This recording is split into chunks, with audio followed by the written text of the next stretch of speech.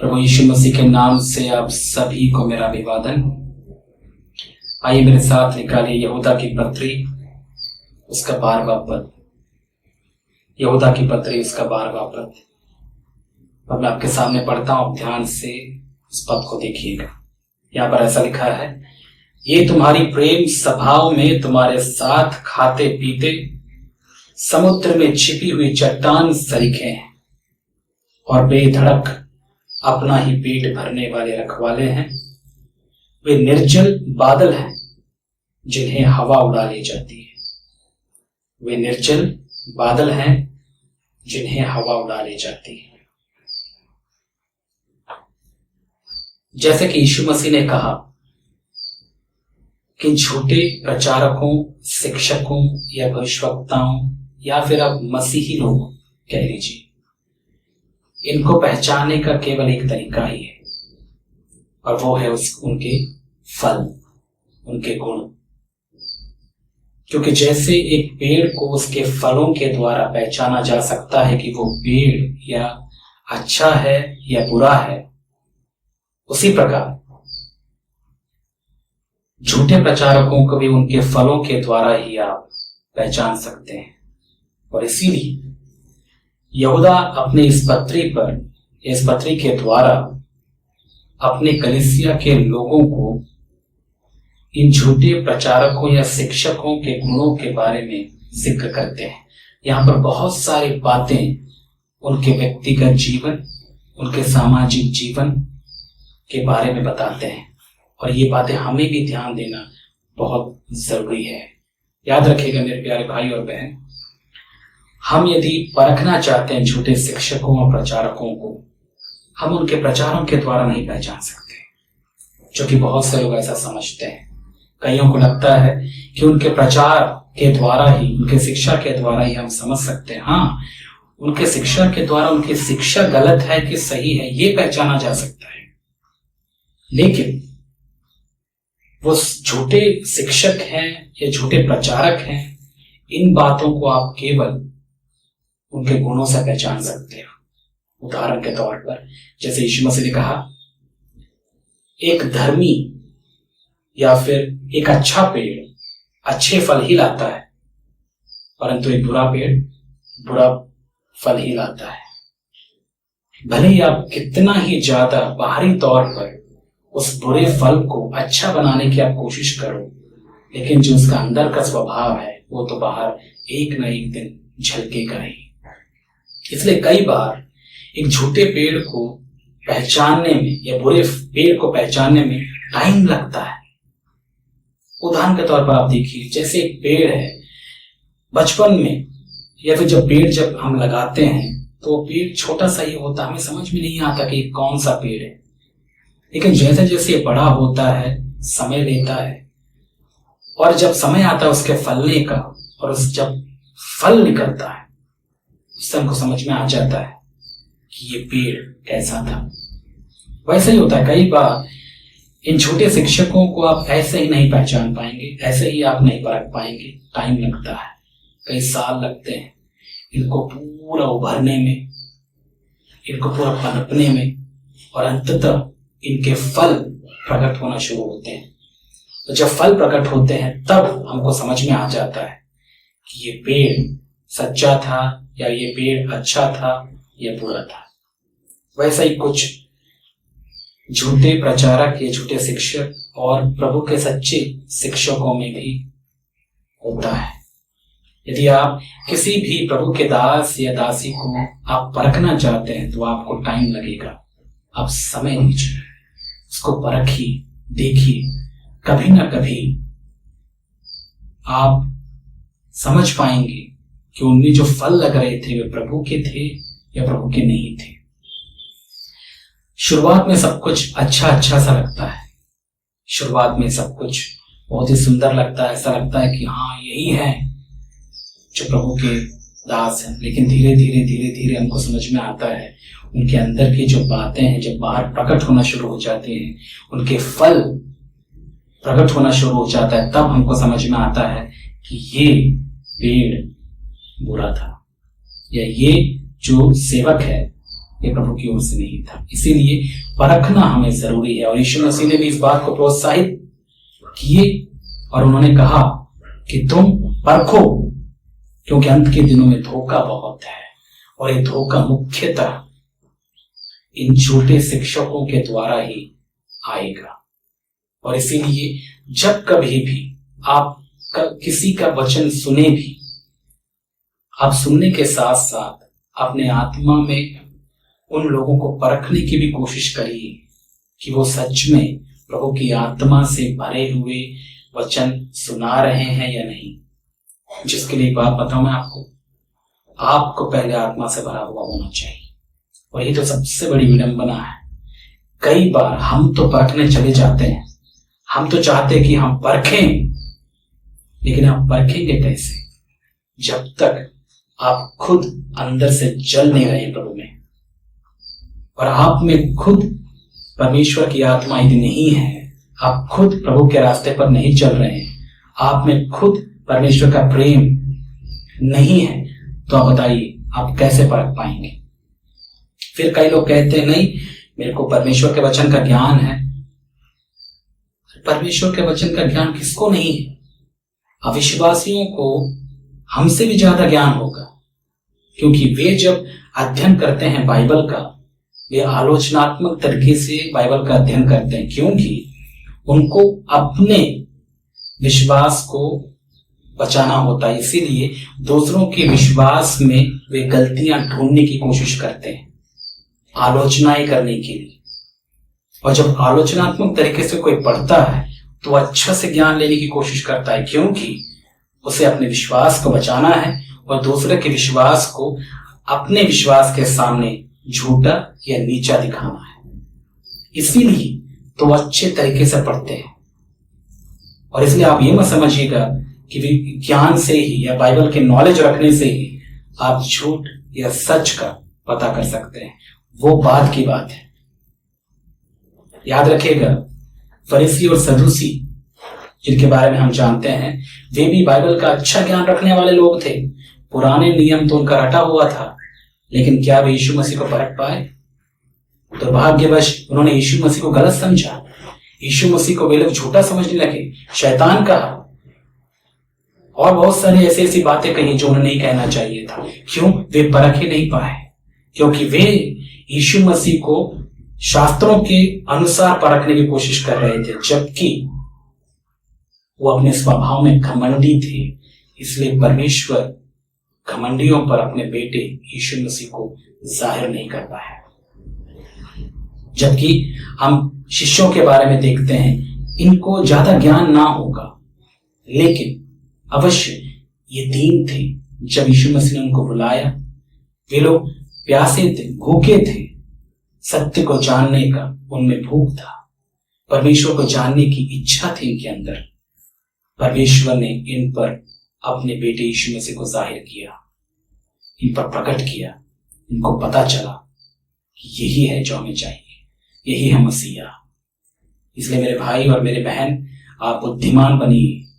Bible के knowledge या ज्ञान को रख लेने से और ऐसा करने मात्र से आप इन झूठे प्रचारकों को नहीं पहचान पाएंगे।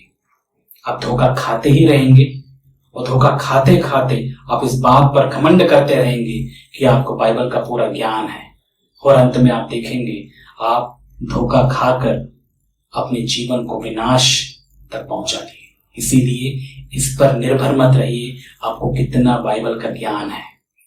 आपको पता है, कई बाइबल के ज्ञानी नरक में आग सेक रहे होंगे, ये सत्य है। और एक बात आपको ये भी पता होगा, शैतान के पास भी ज्ञान है, लेकिन क्या फायदा उसका? तो हमें क्या चाहिए? यदि हम चाहते हैं कि हम प्रभु में दूसरों को या विशेष करके झूठे शिक्षकों को हम परखें, तो हमें खुद प्रभु में, उसके प्रेम में मजबूत होना है, प्रभु के स्वभाव में मजबूत होना है, उसके सच्चाई में मजबूत होना है। जब मैं ही उसके सत्य और प्रेम में कमजोर हूं, जब मुझे ही नहीं पता कि मेरा प्रभु यीशु मसीह कौन है, तो मैं झूठ को कैसे पहचान पाऊंगा?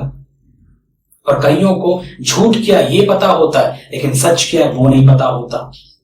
इसीलिए सत्य की पहचान होना आपके लिए और मेरे लिए बहुत जरूरी है, जो कि यीशु मसीह पर विश्वास करके और यीशु मसीह को अपने दिल में जगह देकर उसके साथ एक अच्छा रिश्ता बना के रखने से ही हमें पता चलता है।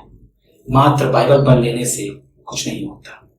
इसलिए मेरे प्यारे भाई और बहन, मैं आपको प्रोत्साहित करना चाहता हूं, आप प्रभु में दीन और नम्र बनिए, ताकि परमेश्वर की कृपा लगातार आपके साथ आपके ऊपर होती रहे और आप यीशु मसीह के ज्ञान या व्यक्तिगत ज्ञान में, उसके स्वभाव में, उसके प्रेम में लगातार बढ़ते जाएं, ताकि आपको हर एक झूठ का, हर एक धोखे का एहसास हो और उस झूठ और उस धोखे को आप आराम से अपने जीवन से आप निकाल पाएं, उनसे आप दूर रह पाएं। और यही तो सबसे बड़ी कमी है आज के हमारे इस समय की। बहुत सारे विश्वासी चर्च में जाते तो हैं, उनको बाइबल का चलो बहुत से लोगों को ज्ञान होता भी नहीं है, लेकिन वो बात नहीं है। लेकिन कई लोग तो यीशु मसीह को जानते भी नहीं, यीशु मसीह के साथ उनका कोई रिश्ता ही नहीं है, यीशु मसीह के साथ संगति उनका होता ही नहीं है, प्रभु के प्रेम में तो वे बढ़ ही नहीं रहे हैं, और वे कहते हैं कि हम मसीही हैं। किस बात के मसीही हैं आप? ज्ञान रख लेने से या चर्च आ जाने से कोई मसीही नहीं होता। मैंने कितनी बार आपको बताया है, जब तक आप अपना रिश्ता यीशु मसीह के साथ मजबूत नहीं रखते उसके प्रेम और आज्ञाकारिता के द्वारा, तब तक आप एक सच्चे मसीह होने का दावा नहीं कर सकते। इसीलिए ये हमारे लिए बहुत ही महत्वपूर्ण बात है कि हम अपने रिश्ते को यीशु मसीह के साथ और भी मजबूत करें, तभी आप इन झूठे प्रचारकों को पहचान पाएंगे। और हाँ, कई बार आपको ये भी सुनने को मिलता होगा कि क्यों हमें झूठे प्रचारकों को परखने की जरूरत है। मैं आपसे कहना चाहता हूं, मत परखिए, फिर मत परखिए। आप हर एक प्रचारकों को सुनिए, हर एक प्रचारकों को सुनकर उनके वचन को आप सीखिए।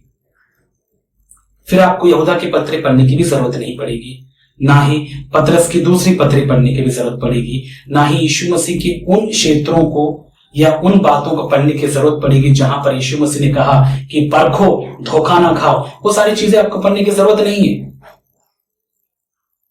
आपको पता नहीं, हमें सब कुछ जानने की जरूरत है। मात्र यीशु मसीह ने हमसे कितना प्रेम रखा, आपसे कितना प्रेम रखते हैं, उतना ही मात्र काफी नहीं है। उस प्रेम के बदले अब हमारी जिम्मेदारी क्या है, ये भी तो इंपॉर्टेंट है, ये भी तो महत्वपूर्ण है। और यदि ये महत्वपूर्ण नहीं होता तो सोच के देखिए, पवित्र आत्मा यहूदा को या पतरस को भी, आप उसकी पत्री पढ़ेंगे, वहां पर भी इन प्रभु के सेवकों को क्यों प्रेरित करते लिखने के लिए ये सारी बातें, क्योंकि ये महत्वपूर्ण है, हमें जागरूक होने की जरूरत है। इसलिए जो ऐसा कहते हैं कि इनको या ऐसे प्रचारकों को परखने की जरूरत नहीं है, या फिर ये टॉपिक्स हमारे लिए इंपॉर्टेंट नहीं है, अब आपकी इच्छा, यदि आप समझदार हैं तो आप उनकी बात मानिए या ना मानिए, वो आपके ऊपर है। लेकिन यदि आप मुझसे पूछेंगे, मेरे लिए इंपॉर्टेंट है।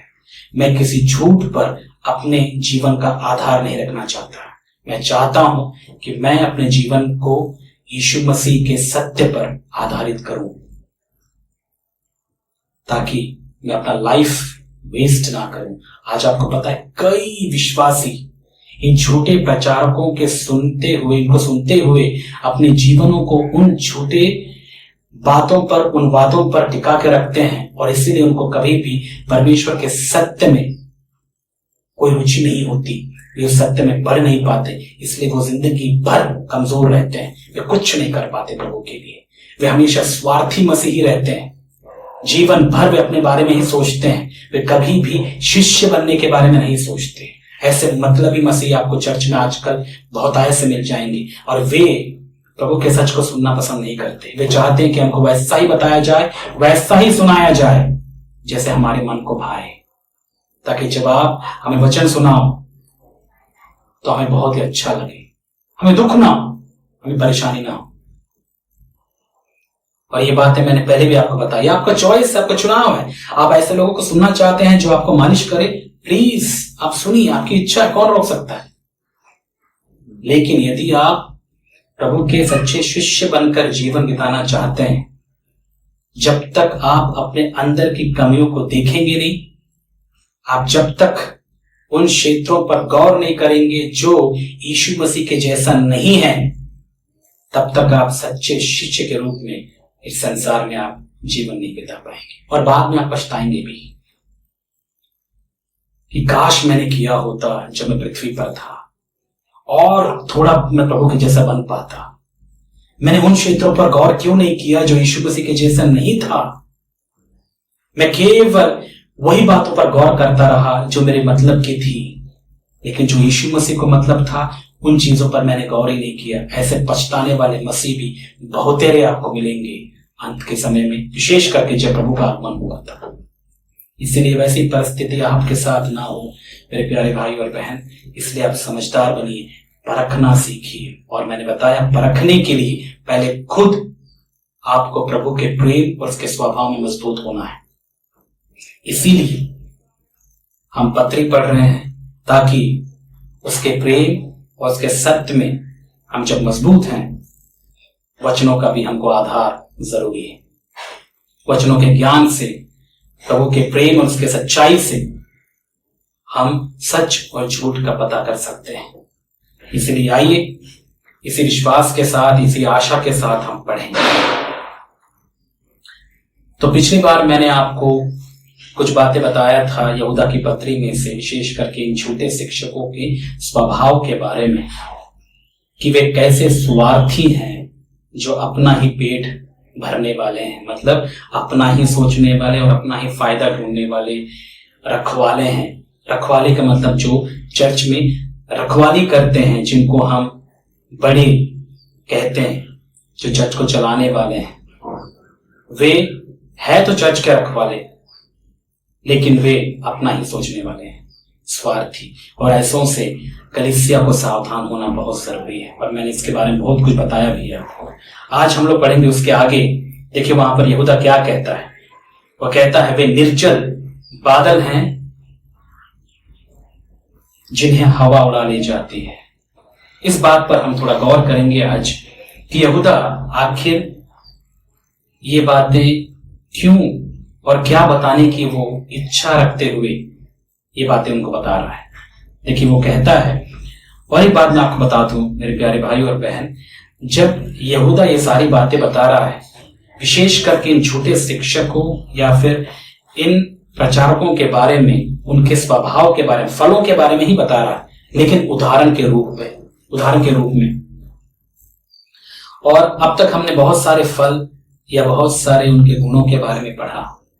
आज एक नए गुण के बारे में हम लोग पढ़ेंगे, जो यहाँ पर उदाहरण के रूप में उसने बादल का इस्तेमाल किया, और उसने कहा ये जो झूठे प्रचारक या शिक्षक हैं वे बादल जैसे हैं। बादल जैसे हैं, लेकिन बात यहां पर वो नहीं है।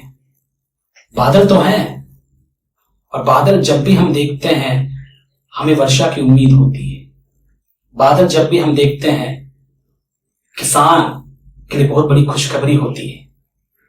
जो भूखे होते हैं, जो प्यासे होते हैं, जिनका जीवन उसी वर्षा के पानी से ही चलता है, जैसे किसान मुख्यतः, उनके लिए ये बादल बहुत ही खुशी की बात होती है।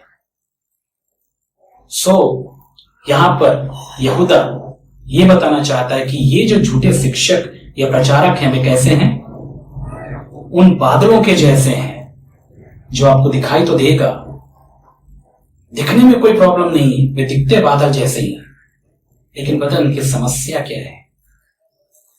बादल होते हुए भी उनमें पानी नहीं, वे निर्जल है। निर्जल का मतलब जिसमें पानी नहीं होता, जिसमें वर्षा नहीं होती। क्या ऐसे बादलों को आपने देखा है? बरसात के समय फॉर एग्जाम्पल आप मई का सीजन ले लो, जब कितना गर्मी होता है, और उस गर्मी में हर एक प्राणी यही उम्मीद करता है कि काश बारिश हो जाए बस। और कई जगह में तो आप देखते हैं जैसी पहली बारिश होती है, बच्चे बड़े सब उस बारिश का आनंद उठाते हैं, उसमें नहाते हैं, क्योंकि वो बारिश उनको सुकून देता है। और जब बादल हमको दिखता है, एक आशा हमारे अंदर जागती है, विशेष करके किसानों के अंदर, क्योंकि किसानों की जिंदगी उसी बारिश के पानी से ही, पानी में टिकी होती है।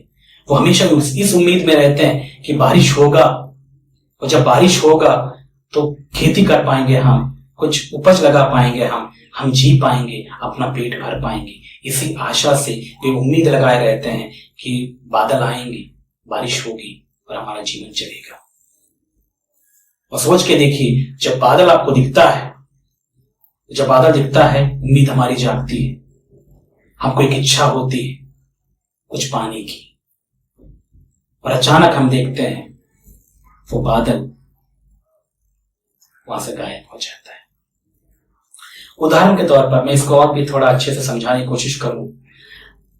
कुछ साल पहले एक मूवी मैंने देखा था, शायद आपने भी देखा होगा। ये मूवी दरअसल किसानों पर आधारित था। ये किसान एक गर्म इलाके में रहते थे और वहां रहने की वजह से उन पर दबाव बहुत था, क्योंकि एक तो गर्मी और वहां का जो माहौल, उसकी वजह से वे हमेशा दुखित रहते थे और हमेशा वो चाहते थे कि बारिश हो, और जब बारिश होगी तो हम कुछ उपज लगा पाएंगे जिससे कि हमारा पेट भरे और हम इस अनाज को बेचकर कुछ खाएं और अपना घर चलाएं। और उस मूवी में मैंने ये देखा कि वे लोग इंतजार करते करते करते एक दिन वे देखते हैं कि हाँ, उस आकाश में छोटा सा बादल फटते हुए दिखाई दिया, फूटते हुए दिखाई दिया। तो उनमें आशा की जो किरण है जाग उठी। तो अचानक वे लोग देखते हैं कि वो बादल धीरे धीरे धीरे धीरे बढ़ता हुआ उनके करीब आ रहा है, और करीब आते हुए, और जब उस बादल को वे लोग देखते हैं, केवल एक नहीं, दो नहीं, पूरा गांव खुशी से झूम उठता है। वे सब नाचते हैं, गाते हैं, खुशियां मनाते हैं इस उम्मीद से कि अब बारिश होगी, हमारे गर्मी के दिन खत्म, अब हमको हमारे प्यास बुझाने के लिए अब बारिश होगी, हमारे खेत लहलाएंगे, अब हमारा काम शुरू हो जाएगा। और थोड़े ही समय में पूरा बादल वहां पर आ जाता है और वे लोग खुशी से नाचते गाते रहते हैं। और जैसे ही उनका गीत खत्म होता है, आप तो जानते हैं इंडियन मूवीज कैसे होते हैं, बादल वहां से उड़ जाते हैं और वो देखते ही देखते रह जाते हैं और अपना सिर पकड़कर नीचे बैठ जाते हैं और ऐसा फुट फुट कर रोते हैं, क्योंकि उनकी आशा निराशा में बदल गई। वो जो सोच रहे थे, जो इच्छा रख रहे थे, वो सब कुछ खत्म हो गई, उनके पास कुछ नहीं बचा। वे दुखी हो जाते हैं, कोसते हैं, क्यों हम यहां पर आए हैं, क्यों हमारे साथ ऐसा हो रहा है। ऐसे परिस्थिति में सोचो, यदि आप होते तो कैसा होता। आपकी पूरी जिंदगी उस पर टिकी हुई है। और ये मूवी को जब मैं देखा और ये वचन जब मैंने पढ़ा, मुझे कुछ ऐसा ही याद आया और मुझे लगा, हाँ, ऐसा ही कुछ होता है, ऐसा ही कुछ होता है। कई विश्वासी इस आशा में रहते हैं, इस उम्मीद में रहते हैं कि उन्हें परमेश्वर के जल या परमेश्वर के प्रेम से कुछ बातें उनको मिले, परमेश्वर के स्वभाव से भरी हुई चीजें उनको प्राप्त हो। जब वे वचन सुने तो उनका जो आत्मा जो प्यासा है वो बुझाई जाए उन प्रभु के दासों के द्वारा, उन प्रभु के सेवकों के द्वारा जो परमेश्वर के लिए खड़े होते हैं, परमेश्वर का वचन लोगों तक पहुंचाने के लिए। लेकिन जब वे उस उम्मीद में ही रहते हैं, उन्हें वैसा वचन उनको मिलता नहीं। वे लोग प्यासे के प्यासे रह जाते हैं, दुखी के दुखी रह जाते हैं, उनकी आत्मा प्यासी ही रहती है। वे परमेश्वर की आवाज को सुनना चाहते हैं। वो चाहते हैं कि जब प्रभु का दास वहां पर खड़ा होकर हमको परमेश्वर का वचन सुनाए तो हमारी आत्मा जो प्यासी है प्रभु के वचन को सुनकर ये तृप्त हो जाए। वो जो भूखी है वो परमेश्वर के वचन को सुनकर तृप्त हो जाए। लेकिन ऐसा नहीं होता। और आज के समय में कितने भूखे और प्यासे प्रभु के लोग हैं जो उम्मीद लगाए हुए होते हैं, कोई तो प्रभु का दास आएगा जो हमको परमेश्वर के वचन को सुनाएगा।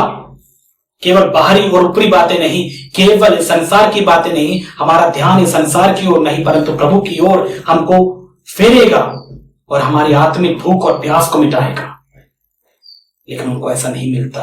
आज कितने ही भूखे और प्यासे विश्वासी कलीसिया में पड़े हुए हैं, क्योंकि आज के समय में ऐसे प्रभु के सेवकों का दिखना बहुत ही कम हो गया। मेरे प्यारे भाई और बहन, मैं नहीं जानता आप में से कितने प्रभु की सेवा करते हैं। जब आप परमेश्वर के वचन को सुनाते हैं, आपको क्या लगता है सुनने वाले वो जो भूखे और प्यासे हैं तृप्त तो होते हैं आपके वचन से? क्या वे लोग भी आपको देखकर कोसते हैं? पता है, सेवकाई की सबसे ज्यादा बड़ी जिम्मेदारी सेवकों के ऊपर होती है। ऐसे सेवक यदि ना रहे, ऐसे रखवाले ना रहे जो विश्वासियों के उस भूख और प्यास को प्रभु के वचन से खिला या पिला नहीं पाए, हाय ऐसे सेवकों पर। वे प्रभु का वचन नहीं शेयर कर रहे हैं, प्रभु का वचन ही बता रहे हैं, वे अपनी मन की बातें बता रहे हैं, कुछ भी जो उनके मन में आता। मैंने कई सेवकों को देखा, कई प्रचारकों को देखा, जोक मारकर लोगों को एंटरटेन करते हैं। आपको लगता है कि पुलपिट एंटरटेनमेंट का जगह है? क्या लगता है आपको? ये तो शर्म की बात है। ये कोई स्टैंड अप कॉमेडी नहीं है जो हम टीवी वगैरह में देखते हैं कि एक प्रचारक आया, बड़ी बड़ी बातें कहा, मजाक की बातें कहा, कॉमेडी सुनाकर लोगों को हंसाया, लोटपोट करवाया और बाद में सब घर चले गए, खुशी खुशी चले गए। मुझे इसमें कोई इंटरेस्ट नहीं है मेरे प्यारे भाई और बहन। मैं चाहता ही नहीं हूं कि मैं ऐसा काम करूं। मुझे प्रभु ने जिम्मेदारी दी है कि मैं प्रभु के वचन को सुनाऊं, और जिसको सुनना है वो सुनेगा, जिसको नहीं सुनना है वो ना सुने। लेकिन मुझे एक बात की उम्मीद हमेशा रहती, इस बात का पूरा विश्वास रहता है कि जो प्रभु के भूखे और प्यासे हैं वे पक्का परमेश्वर के वचन को सुनेंगे। उनकी भूख, उनकी प्यास प्रभु तृप्त करेगा इन वचनों के द्वारा। क्योंकि मुझे एंटरटेनमेंट का कोई शौक नहीं है, मैं एंटरटेनमेंट नहीं करना चाहता जब मैं प्रभु का वचन सुनाता हूं। इसलिए जो प्रभु की सेवा कर रहे हैं, आप इस बात को समझिए, गंभीरता से लीजिए। आप अपने चर्च में, अपने कलीसियाओं में जो वचन सुनाते हैं, मैं जानता हूं कई सेवकों का एक स्वभाव होता है, उनको लगता है कि बहुत अच्छे से बातें करना है। बस देखिए, ये कोई पब्लिक स्पीकिंग का कोई स्किल होने की जरूरत नहीं प्रभु के वचन को सुनाने के लिए। आपको केवल परमेश्वर के वचन को पहुंचाना है, बस।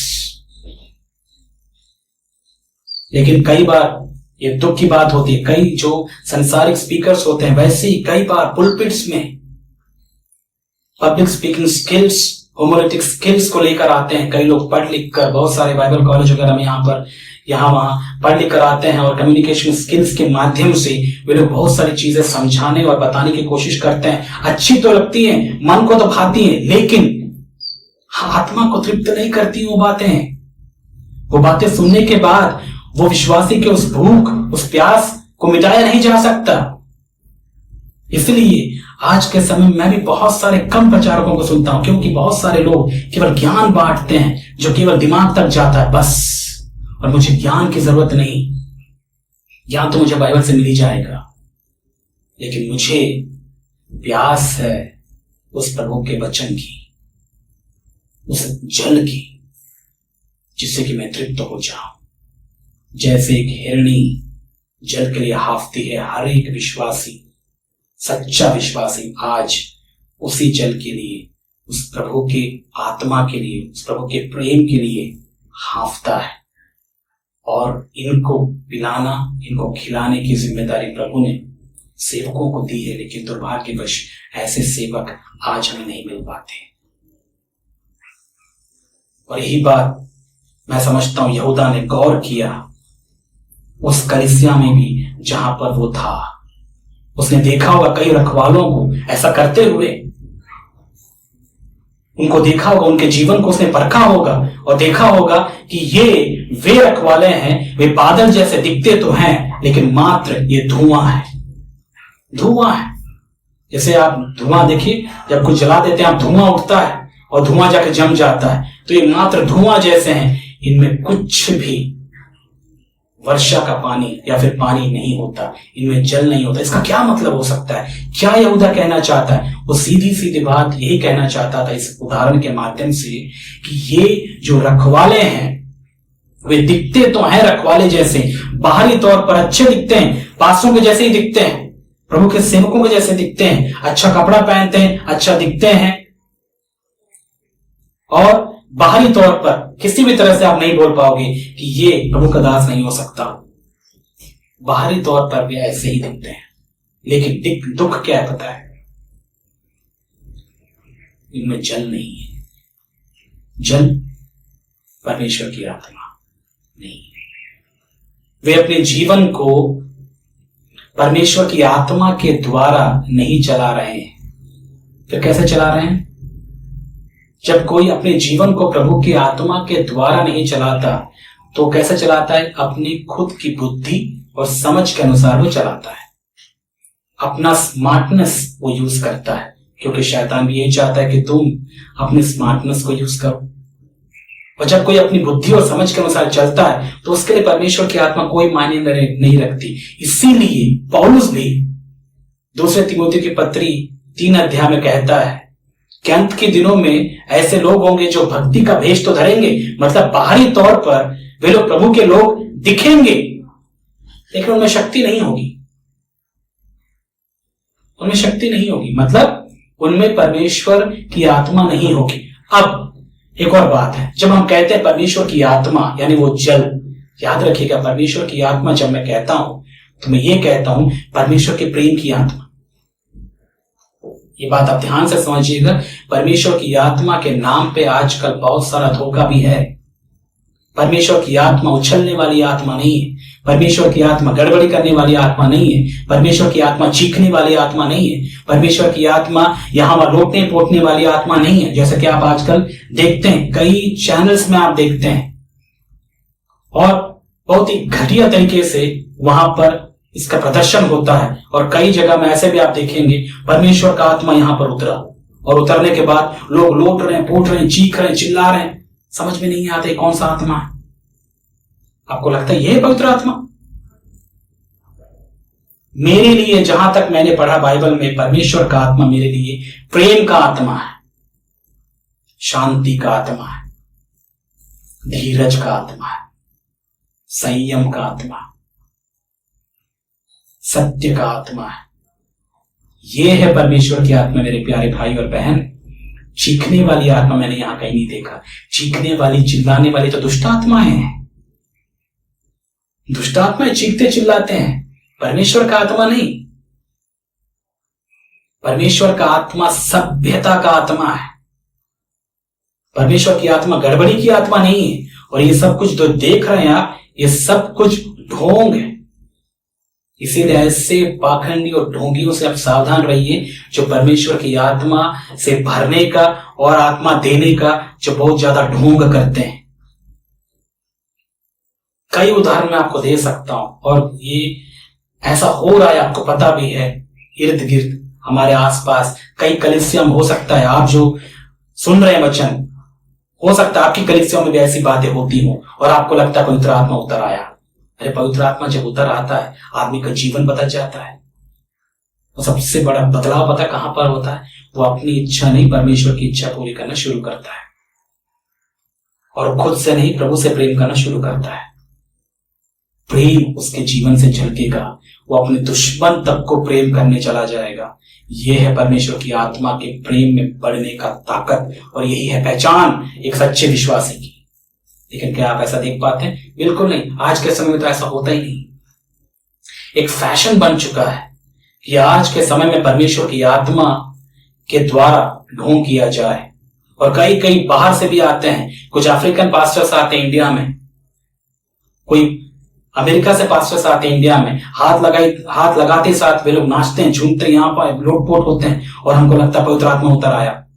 मेरे प्यारे भाई और बहन, आप थोड़ा बाइबल पढ़िए, थोड़ा ध्यान से, और पढ़ते समय प्रभु से बोलिए, प्रभु मुझे सिखाइए, मुझे बताइए।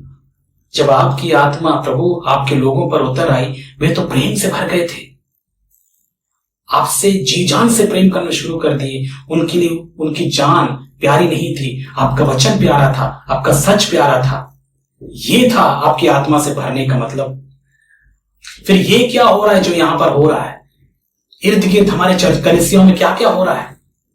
कुछ ही दिन पहले मैंने देखा, एक कलीसिया में एक पास्टर आया और सबको छूने लगा, लोग पागलों की तरह चिल्लाने लगे, पूरे हल्ला हो गया वहां चर्च में, और वो बोलने लगा पवित्र आत्मा लोगों के ऊपर उतर। मेरे प्यारे भाई और बहन,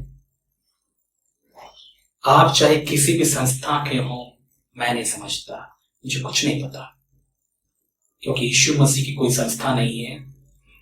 यीशु मसीह अपनी कलीसिया को लेने आने वाले हैं, और जो उस पर विश्वास करता है, जो उसके शिष्य हैं, वे उसके लोग हैं।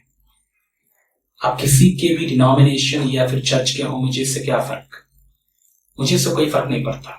लेकिन यदि आप सत्य पर आधारित नहीं हैं तो आपका डिनोमिनेशन गड्ढे में जाएगा। इसीलिए सावधान रहिए, आप किस कलीसिया के भाग हैं, कैसे जगह में जाते हैं। वचन से बढ़कर कोई कलीसिया नहीं है, कोई डिनोमिनेशन नहीं है। यदि कोई डिनोमिनेशन या फिर कोई संस्था वचन के आधार पर नहीं जीता, परमेश्वर के सत्य के आधार पर यदि वो अपने कलीसिया को नहीं चलाता या चलता, वो झूठा है। याद रखिए इस बात को। इसीलिए ऐसे आत्मा का जो धोखा है आज के समय में, परमेश्वर की आत्मा का धोखा, इससे सावधान रहिएगा। गड़बड़ी की आत्मा परमेश्वर की नहीं है। और जहां तक मैंने बताया आपको, परमेश्वर की आत्मा प्रेम की आत्मा है। मतलब इस प्रेम के गुण से ही आपको समझ में आएगा कि एक व्यक्ति प्रभु में है या नहीं है, और इस प्रेम के गुण से ही आपको समझ में आएगा कि ये प्रभु का दास सच में प्रभु का दास है या नहीं है। और यहां पर भी वही बात मैं आपको बताना चाहता हूं। देखिए यहां पर वो क्या क्या कहता है, वे निर्जल बादल है। मतलब बादल जिनमें जल नहीं है, बादल जिनमें परमेश्वर का प्रेम नहीं है, सेवक जिनमें परमेश्वर का प्रेम नहीं है। यदि परमेश्वर का प्रेम नहीं है उनमें, तो फिर किसका प्रेम होगा? सांसारिक प्रेम, स्वार्थी प्रेम। स्वार्थी प्रेम से अपने जीवन को चलाने वाला प्रभु का दास या दासी नहीं हो सकता। खुद के प्रेम के अनुसार चलने वाला प्रभु की सेवा करने वाला नहीं हो सकता। जो प्रभु की सेवा कर रहा होता है वो परमेश्वर के प्रेम से अपने जीवन को चलाता है। और यही तो पहचान है एक परमेश्वर के सच्चे सेवक की। उसमें परमेश्वर का प्रेम होता है। स्वार्थी प्रेम तो हर किसी के अंदर है, एक अविश्वासी के अंदर भी स्वार्थी प्रेम है। प्रेम में भी फर्क जानना सीखे मेरे प्यारे और भाई बहन। इस बात को कई लोग गंभीरता से नहीं लेते हैं। कई लोग प्रेम का मतलब समझते हैं अच्छा वही प्रेम जो हम सुनते रहते हैं, ये वो प्रेम नहीं है। ये परमेश्वर के प्रेम की बात कर रहा हूं मैं। स्वार्थी प्रेम तो हर किसी के अंदर है, आपको पता ही है, अविश्वासी के अंदर भी है। इस पर आप धोखा ना खाइए। गलत फहमी आपके अंदर नहीं होनी चाहिए कि आपको सच्चे प्रेम यानी परमेश्वर के प्रेम और हमारे मनुष्य के मानवीय प्रेम के बारे में आपको फर्क ना पता चले। फर्क पता होना चाहिए आपको। और यीशु मसीह को जानने के बाद एक व्यक्ति परमेश्वर के प्रेम को अनुभव करना शुरू करता है और उसी प्रेम में ही अपने जीवन को चलाता है। और वही तो जल है। और उस प्रेम में और बहुत सारी बातें होती है। परमेश्वर के प्रेम में फिर शांति होगी। इसलिए जब भी हम परमेश्वर के वचन को सुनते हैं हमें शांति मिलती है, क्योंकि हमने प्रभु की आवाज यानी अपने पिता की आवाज हमने सुनी है, इसलिए हमको शांति मिलती है। हमें धीरज आता है, हमें हिम्मत आता है, सत्य से प्रेम करने की हमारे अंदर इच्छा उठती है, हमें संयम आ जाता है, हम प्रभु के लिए जान देने तक तैयार हो जाते हैं। क्यों? क्योंकि परमेश्वर का प्रेम हमें बढ़ रहा है, हमें चला रहा है। और इस जल की कमी थी कुछ सेवकों में उस समय जब यहूदा ये बातें उस कलीसिया को प्रचार कर रहा था। और यही बात मैं आज आपको बताना चाहता हूं। और यही कमी आज के समय में बहुत सारे चर्च के रखवालों के अंदर भी है। उनके अंदर परमेश्वर का प्रेम नहीं है। वे बादल तो हैं, वे रखवाले तो हैं, बाहरी तौर पर मसीही तो हैं, लेकिन वे निर्जल हैं, उनमें जल नहीं है, उनमें परमेश्वर का प्रेम नहीं है। और जो परमेश्वर से प्रेम रखता है कोई संसार से प्रेम नहीं रखता, संसारिक बातों से प्रेम नहीं रखता। कोई अपनी आंखों की अभिलाषा, शरीर की अभिलाषा और घमंड से अपने जीवन को नहीं बिताता। वो हमेशा अपने आप को प्रभु के प्रेम में दीनता और नम्रता और शांति और खुशी से अपने जीवन को जीता है। ये तो फर्क है। और क्या, जब आप अपने चारों ओर देखते हैं, अपनी कलीसियाओं के अंदर देखते हैं, आपको ऐसे लोग मिलते हैं, ऐसे रखवाले आपने देखे होंगे, लेकिन क्या करें, कई बार आप देख कर भी आंखें बंद कर लेते हैं, क्योंकि आप कुछ नहीं कर सकते। मेरे भाई, अब ये समय है कुछ करने का। कब तक सोते रहेंगे आप? उठिए, जागिए। यदि आपको लगता है कि ऐसे सेवक आपके कलीसियाओं में हैं, तो आप सावधान हो जाइए। उनके गुण आप में ट्रांसफर हो सकते हैं, आप भी वैसे हो सकते हैं। एक कहावत मैंने सुना था जब मैं थोड़ा छोटा था। वो कहावत ऐसा है, जैसा गुरु वैसा चेला, दोनों नरक में ठेलम ठेला। मतलब मैं क्या बताना चाहता हूं, जैसा चर्च में गुरु होगा वैसे चेले भी होंगे। और इसीलिए यदि आपके कलीसियाओं में ऐसा गुरु है जो संसार से प्रेम रखने वाला है, मैं पता है क्या वो क्या प्रचार करेगा, फिर आपको संसारिक प्रेम के बारे में बताएगा। जो संसार से प्रेम रखता है, संसार की चीजों से भी प्रेम रखता है, संसार के विचारों से प्रेम रखता है, संसारिक तौर तरीकों से भी प्रेम रखता है, इन सारी बातों से भी वो प्रेम रखेगा, और वो आपका ध्यान और आपका प्रेम उसी ओर मोड़ देगा। लेकिन जो प्रभु से प्रेम रखने वाला है, आपका ध्यान वो प्रभु की ओर लेकर जाएगा। वो कहेगा प्रभु से बढ़कर और कोई नहीं है, ये संसार खत्म होने वाला है, ये संसार से प्रेम रखना छोड़ दो, छोड़ दो, प्रभु से प्रेम रखो। ये है प्रभु के सच्चे सेवक के गुण। और यही बात मैं आपको बताना चाहता था और चाहता हूं मेरे प्यारे भाई और बहन, याद रखिएगा, ऐसे सेवकों से आप सावधान रहिए, क्योंकि इनके गुण आप में आ सकते हैं, आप वैसा ही बन जाएंगे। क्योंकि वो सिखाने वाला यदि ऐसा है, तो सीखने वाले यदि आप हैं, तो सोच के देखिए आपके साथ क्या क्या नहीं हो सकता, क्या क्या हो सकता है। इसलिए ऐसे गुणों से या ऐसे गुण रखने वाले विश्वासियों से भी आप सावधान रहिए जो संसार से प्रेम रखते हैं, क्योंकि संसारिक प्रेम प्रभु के लोगों की पहचान नहीं है। प्रभु के लोगों की पहचान यही है कि वो परमेश्वर के प्रेम से भरे हुए हो। और यहां पर यहूदा पता क्या कहता है, वे निर्जल बादल हैं। और एक बात पता है आगे वो क्या कहता है, जब वो केवल धुआं है, वो बादल ही है मात्र, उनमें पानी नहीं है, उनमें भार नहीं है, तो ऐसे लोग से क्या उम्मीद करते हैं? पता है यहूदा ने क्या कहा? वहां कहा हवा उन्हें उड़ा ले जाती है। हाँ, सच बात है। जैसे मैंने वो आपको एग्जांपल दिया, उदाहरण दिया, बादल आया, सब खुशी से नाच उठे, प्रभु के दास आया है, प्रभु के लोग आए हैं, आज हम परमेश्वर के वचन को सुनेंगे। लेकिन आप थोड़ी देर में देखते हो सब कुछ गायब हो जाता है। बहुत बड़ा उसमें उदाहरण, लेसन है हमारे लिए जो सीखने वाली है। याद रखिएगा यहाँ पर क्या बताना चाहता है, ऐसे लोग जिनमें परमेश्वर की आत्मा नहीं होती। फिर वही बात, आत्मा का मतलब मैं वो चीखना चिल्लाना नहीं बता रहा हूं, क्योंकि कई लोग के दिमाग में यही बसा हुआ है, बस आत्मा का मतलब चीखना चिल्लाना। मैं ये बात क्यों दोहरा रहा हूं बार बार, क्योंकि मैंने देखा इस क्षेत्र में बहुत धोखा होता है आज के समय में। मैंने जब प्रभु को नया नया स्वीकार किया था, उस समय भी मैंने बात को गौर किया। कई बार लोग प्रभु की आत्मा के बारे में बात करते थे, और प्रभु की आत्मा के बारे में बात करते हुए वे चीखना चिल्लाना कूदना नाचना यही सब चीजें उनके दिमाग में आते थे। प्रेम कभी उनके दिमाग में नहीं आया। और कई बार अनजान होने की वजह से मुझे भी कई बार इस धोखे का सामना करना पड़ा, और मैं धोखा खाता रहा जब तक प्रभु ने मेरा दिमाग नहीं खोला, प्रभु ने मेरे मन को नहीं खोला और सच का मेरा सामना नहीं हुआ, तब तक मेरा जीवन ऐसा ही था। लेकिन सत्य का पता चलने के बाद मैं समझ गया, नहीं प्रभु, मुझे वैसा धोखे वाली जिंदगी नहीं जीना। ये दिखावा है, ये ढोंग है। मैंने कई पास्टरों को ऐसा ढोंग करते हुए देखा है। वे नाटक करते हैं कि उनके पास प्रभु का आत्मा है। याद रखिएगा, ऐसे लोग यदि कलीसिया में आज हैं, तो उसका सीधा सीधा प्रभाव कलीसिया के लोगों पर पड़ेगा। इसलिए हमें सावधान होने की जरूरत है ऐसे लोगों से जो ढोंग करते हैं। परमेश्वर की सामर्थ पर आपको शक नहीं होना चाहिए मेरे प्यारे भाई और बहन। उदाहरण के तौर पर मैंने कई कलीसिया में देखा, कई सेवकों को जब वो प्रार्थना करवाने विश्वासी उनके पास आते हैं, अभी आपने भी गौर किया होगा, मैंने भी गौर किया, क्या करें, हम सब एक ही देश में रहते हैं और हमको पता है कि हम यहाँ सब भेड़ चाल होता है।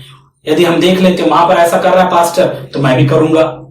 और कई पास्टर दूसरे जगह में जाते हैं, वहां देखते हैं कि पास्टर उनके सिर में हाथ रखकर धक्का दे गिरा देता है। मैं भी करके देखता हूं, हो सकता है मेरे साथ भी ऐसा ही हो। और उनको लगता है सामर्थ यही तो है। सामर्थ ये नहीं है भाई। यदि आप प्रभु के वचन को सुनाते हैं, जीवन बदल जाना चाहिए, ये है सामर्थ। धक्का देने वाले पास्टर्स, धक्का देने वाले सेवक आजकल बहुतेरे मिल जाएंगे आपको। इसको सामर्थ कहते हैं आप, इसको सामर्थ कहते हैं आप। आज वो गिरेगा, फिर कल खड़ा हो जाएगा, फिर वही ड्रामे करता है।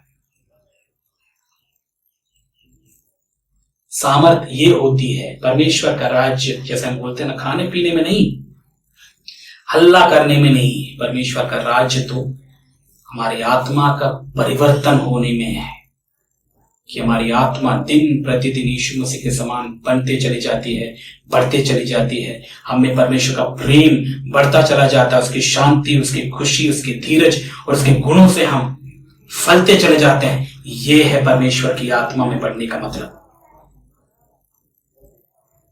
अब मैं बहुत सारे उदाहरण देना नहीं चाहता, क्योंकि मैं नहीं चाहता कि आपको ये सारी बातें पता भी चले। मैं चाहता हूं कि आप इस बात को केवल याद रखिए कि परमेश्वर की आत्मा का मतलब है प्रेम की आत्मा।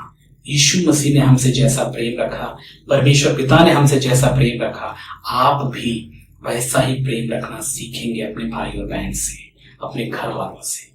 यही है परमेश्वर की आत्मा से भरा हुआ व्यक्ति के गुण। उसके लिए उसका भाई और उसका दुश्मन कोई फर्क नहीं होगा। वो अपने दुश्मन को भी अपना भाई समझेगा, अपने दुश्मन से भी वो प्रेम रखना सीखेगा। इसी उद्देश्य के साथ और गोल या टारगेट के साथ मैं जी रहा हूं। मैंने पिछले बार भी आपको ये बातें बताई थी। आपका टारगेट है दुश्मनों से भी प्रेम रखना। इसी बात को लेकर तो हम जी रहे हैं। ये तो एक सच्चे शिष्य की पहचान है। समझ में नहीं आती आपको ये बातें? यहां पर यहूदा क्या बताना चाहता है? बताना चाहता है उन रखवालों के बारे में, वे निर्जल बादल हैं। बादल तो है लेकिन उनमें पानी नहीं है। और ऐसों का क्या होता है पता है? जब इस संसार की परीक्षाएं, प्रलोभन, इस संसार का आकर्षण और संसार के सोच विचार, इस संसार की ज्ञान का जब ये हवा उनके ऊपर चढ़ता है या आता है, वे लोग आराम से उड़ जाते हैं। उनमें दम नहीं होता। क्यों दम नहीं होता? परमेश्वर की आत्मा ही तो ताकत है। यदि वो परमेश्वर की आत्मा ही नहीं है, वे तो बहक जाएंगे ही, वे तो धोखा खाएंगे ही, परीक्षाओं में गिरेंगे, फेल हो जाएंगे, वे टिक नहीं पाएंगे। परमेश्वर में, उसके प्रेम में वे टिक नहीं पाते। थोड़ा सांसारिक आकर्षण क्या नहीं होता, वे लोग संसार में गिर जाते हैं। थोड़ा संसारिक ज्ञानी कुछ बातें ना बता दे, हम उस ज्ञान में बहक जाते हैं और हम बोलते हैं हम प्रभु में हैं। कहां का प्रभु भाई? कहां का प्रभु में हैं आप? ये नहीं है प्रभु में होने का मतलब। कैसे समझौता कर लेते हैं भाई संसार से आप? यदि आप बोलते हैं कि आप प्रभु के रखवाले हैं, कैसे संसार से आप रखवाली करते हैं? पूरा संसार तो चर्च में बसा हुआ है आपके। चर्च में फैशन शो होता है, पूरा संसारिक सोच विचार रखने वाले चर्च में होते हैं। और किसका गलती है ये? सेवक कहीं बताएंगे ही नहीं तो कैसे पता चलेगा उनको? मैंने कई चर्चेस में गौर किया और यहां पर भी मैं कई बार गौर करता हूं। कई लोग इस चर्च को फैशन का अड्डा नहीं बनाइए आप। ये फैशन का अड्डा नहीं है। आप अपने कपड़ों का, अपने फैशन का जो भी दिखावा है चर्च के बाहर करना है तो करिए, चर्च के अंदर करने का जगह नहीं है ये। यहां नहीं कर सकते आप। आप कितने सुंदर है, कितने स्मार्ट है, कितने अमीर है, कितने क्या है, ये सब चीजें चर्च में मत दिखाइए। चर्च का हीरो यदि जो है, यदि चर्च में जो मुख्य व्यक्ति यदि कोई है, वो तो है प्रभु यीशु मसीह। उसी को ही देखने यदि आप आना चाहते हैं तो आइए। उसी को ही यदि आप ध्यान में रखना चाहते हैं तो आप यहां पर आ सकते हैं, अन्यथा आप और कहीं चले जाएंगे। इस बात को याद रखिएगा मेरे प्यारे भाई बहन। चर्च को गंदा मत करिए ऐसे कामों से। इसीलिए एक और बात, जो मुख्य बात, चर्च गंदा पता क्यों होता है? कई बार दुख की बात कहना पड़ता है, कई बार चर्च में पॉलिटिक्स भी जगह ले लेता है। कई चर्चेस में पॉलिटिशियंस को इनवाइट किया जाता है। बकवास है, आजकल का फैशन बन चुका है। चर्च में पॉलिटिशियंस आ जाते हैं, अच्छे अच्छे पदवी ले लेते हैं, अच्छे अच्छे चेयर्स में जाकर बैठते हैं और वहां पर विश्वासियों को इज्जत दिए बगैर, उनको इज्जत ना देते हुए ऐसे संसारिक नेताओं को हम जगह देना शुरू करते हैं। पता उसका उद्देश्य क्या है? कुछ नहीं। हम चाहते हैं कि हमारा जीवन भाई इन नेताओं के छत्र छाया में सुरक्षित रहे। हमारा जो काम है, हम आराम से जी रहे हैं, हम आराम से जिए, हमें कोई सताव उताव नहीं चाहिए। मैं नहीं जानता पतरस ने ऐसा किया था क्या, पिलातुस को बुलाया नहीं, उस समय का नीरो था, हाँ नीरो को बुलाया अपनी कलीसिया में, आ जाओ आज हमारे चर्च का उद्घाटन है, आप आ जाओ, इनॉग्रेशन करो भाई, रिबन काट दो। ये सब बकवास लोग हैं जो चर्च में ऐसे रखवाले हैं, जो ऐसे लोगों को बुला के चर्च गंदा कर देते हैं। क्या लगता है आपको ऐसे नेताओं को बुलाने का क्या मतलब है? क्या ये चला रहे हैं कि चर्च को? चर्च परमेश्वर की उपस्थिति है, परमेश्वर है यहां का राजा। और ये सब देख के आपको क्या गुस्सा नहीं आता? पता नहीं मुझे क्यों आता है, मुझे तो आता है गुस्सा, मुझे चिढ़ होता है ऐसे गंदगी को देखकर चर्च के अंदर। अभी अभी मैं एक चर्च में गया था, विशेष करके आंध्र प्रदेश में। वहां पर मैं जब चर्च में गया, बीच में वचन को सुनाने के लिए मुझे मौका मिला।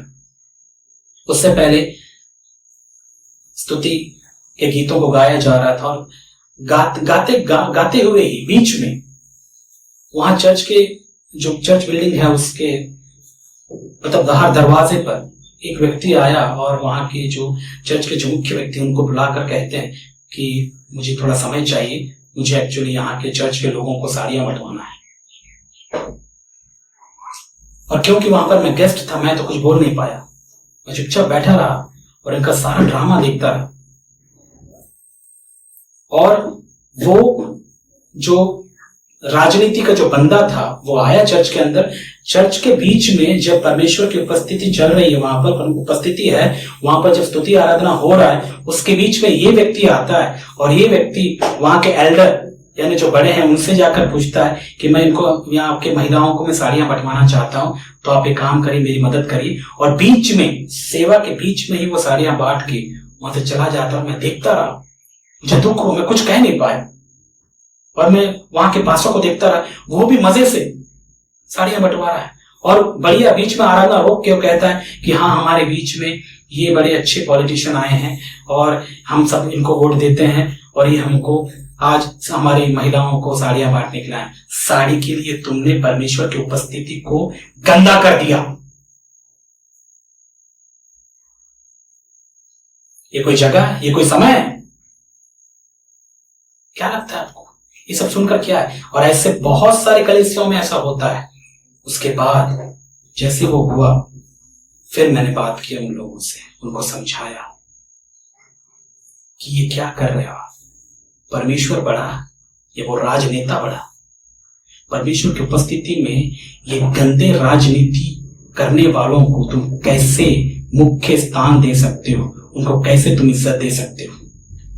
तुमको डर है क्या सताव का? डर है क्या सताव का? याद रखिएगा मेरे प्यारे भाई बहन, ऐसे गंदगी आजकल कलीसियाओं में है। और ये जब आएंगी तो सोच के देखिए, मैं क्यों बता रहा हूं ये सारी बातें। हमारा विचार ऐसे लोगों के या फिर ऐसे विचारों से बहक जाता है, हम समझौता कर बैठते हैं। और ये पॉलिटिक्स का जो आजकल ये जो राजनीति का ये जो बुलाना है, इनवाइट करना है, कलीसिया में बैठाना है, ये आजकल एक फैशन बन चुका है।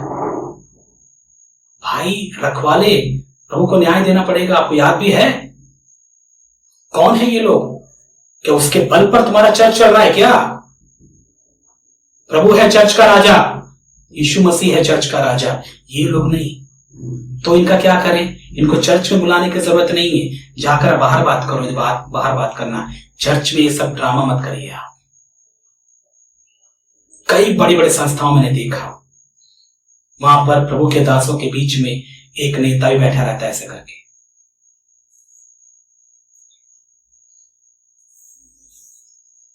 बहुत दुख की बात है, क्या करें? कौन समझाएगा इनको? यदि आप सुन रहे हैं, कम से कम आप तो समझिए। आप तो समझिए, परमेश्वर की उपस्थिति में ऐसे गंदे कामों को ना करें। संसार चर्च के अंदर नहीं आना चाहिए, राजनीति चर्च के अंदर नहीं आना चाहिए। चर्च जो है परमेश्वर का राज्य है, और इस राज्य में दूसरे राज्य के लोग इंटरफेयर नहीं कर सकते हैं। इसीलिए ऐसे कार्यों से सावधान रहिए। ऐसे रखवाले जो ऐसा प्रमोट करते हैं, विश्वासी कम से कम आप जाकर बोलिए, हमको नहीं चाहिए ऐसे चर्च में ऐसे राजनेता।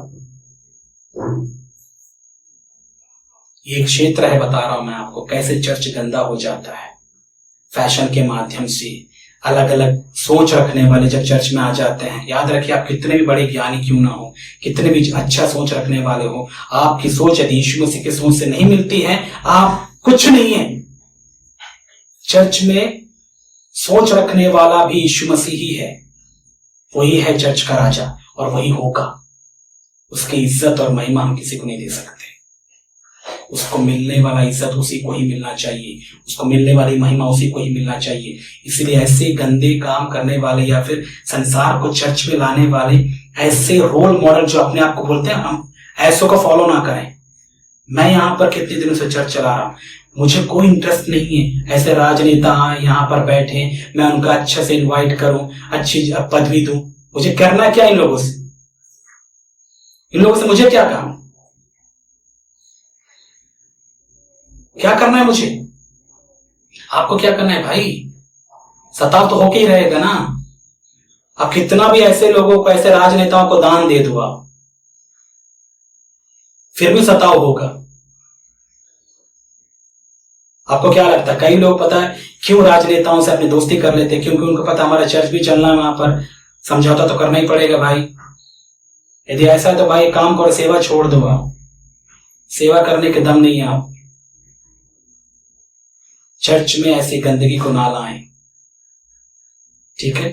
और ये सब कुछ क्यों होता है? क्योंकि जो रखवाले हैं वे मजबूत नहीं होते।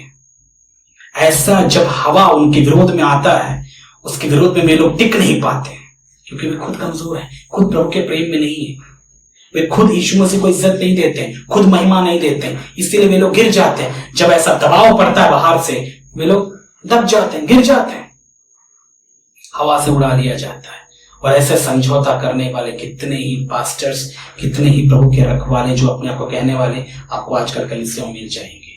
इसलिए ये सब चीजें, सांसारिक तौर तरीके, सांसारिक जो भी विचार धाराएं हैं, ये सब चीजें कलीसियाओं में ना लाएं। और ऐसे रंग बिरंगे लोगों को तो चर्च में एंटरटेन ही ना करें। उनको बोले ये सब काम तुम बाहर करो, नहीं तो मैं आपको बताऊं यीशु मसीह को कोड़ा उठाना पड़ेगा, यीशु मसीह को लेकर सबको भगाना पड़ेगा। और बाद में दुख होता है और बोलते हैं अरे क्या करें भाई, दुख तो होगा ही, तुम करिए ऐसे काम रहे।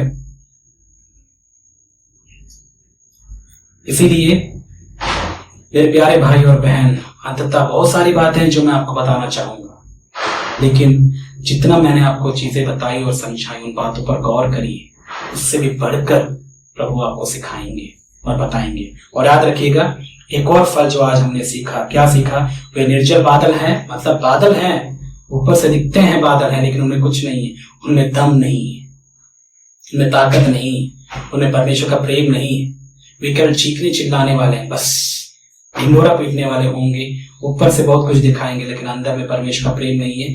और कैसे पता चलेगा उनमें प्रेम नहीं है? समझौता करेंगे ये लोग, परमेश्वर की इज्जत संसार को दे बैठेंगे लोग, संसार से प्रेम रखेंगे लोग। संसार का जब हवा आता है, हवा का झोंका इनके ऊपर बहता है, वे लोग आराम से उड़ जाते हैं।